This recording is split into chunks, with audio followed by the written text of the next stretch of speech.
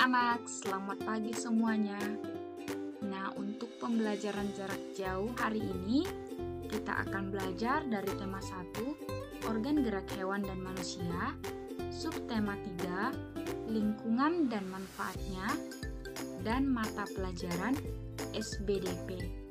Nah, anak-anak masih semangat untuk belajar ya? Baiklah, hari ini kita akan masuk ke materi pengertian komik. Anak-anak, perlu kamu ketahui apa sih sebenarnya pengertian dari komik? Di sini Ibu sudah berikan pengertian. Nah, komik adalah cerita bergambar yang bersifat lucu dan umumnya mudah dicerna.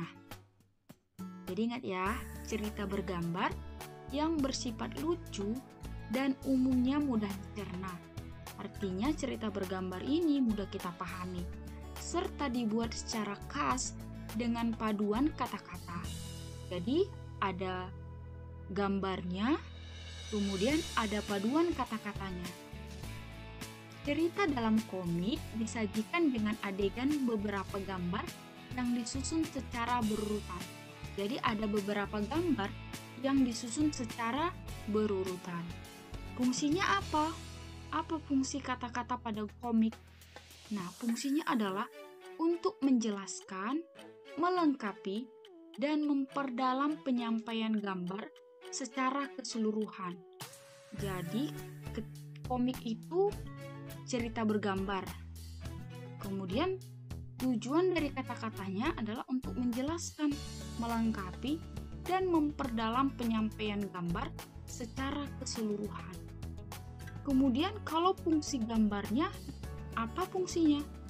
Nah, fungsi gambar dalam komik adalah untuk menggambarkan cerita.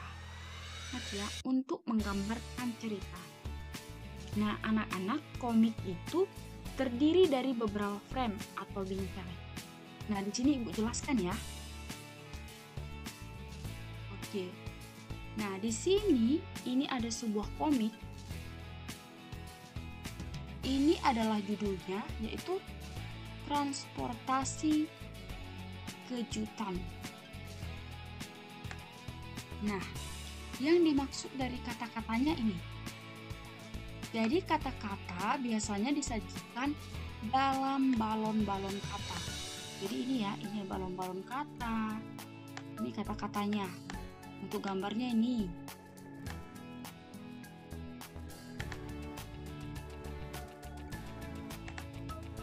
Nah, balon-balon kata dapat berupa narasi, percakapan, atau perasaan tokoh.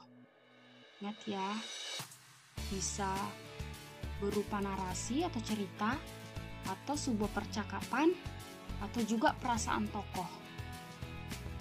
Ini percakapan.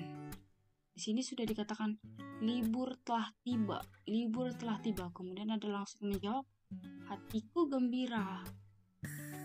Nah, berkat liburan mereka jadi akur, katanya, kata si yang tokoh ada di sini. Nah, yang maksud frame itu yang mana ya? Oke, bingkai ya. Ini disebut satu frame. Ini satu frame. Yang ini satu frame. Ini satu bingkai. Jadi kalau secara keseluruhan ini kita hitung kira-kira berapa frame? Ini 1, 2, 3, 4, 5, 6, 7, 8, kemudian ini 9. Jadi ini ada 9 frame atau 9 bingkai. Jadi ini ya, ini namanya frame. Paham ya sampai sini anak-anak mengenai komik? Oke. Selanjutnya, ciri-ciri komik. Nah, ciri-ciri komik itu dibuat untuk menyampaikan cerita. Nah, komik itu dibuat untuk menyampaikan sebuah cerita. Kemudian proporsional. Apa sih maksudnya proporsional? Jadi teks dan gambar membuat pembaca seakan terlibat langsung dalam cerita. Kemudian menggunakan bahasa percakapan yang mudah dipahami. Tentu komik itu mudah kita pahami bahasanya.